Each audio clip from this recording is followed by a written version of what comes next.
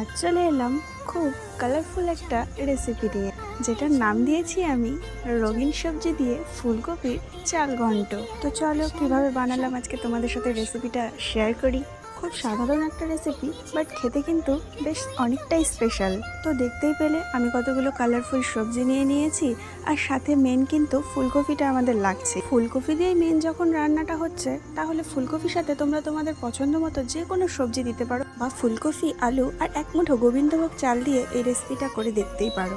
নিরামিষের দিনে গরম ভাত বলো বা রুটি, যে কোনো কিছুর সাথে এই রেসিপিটা একবার বানিয়ে খেয়ে দেখো, তারপরে আমাকে কমেন্ট করে এসে জানিয়ে যেও কেমন লাগলো তোমাদের আজকে এই ফুলকপি চাল ঘন্ট রেসিপিটা। এই টাইমে আর হয়তো কারো ফুলকপি খেতে ঠিক ভালো লাগছে না, তাই বলছি ট্রাস্ট মি, এইভাবে ফুলকপি নিরামিষের দিনে রান্না করে দেখো।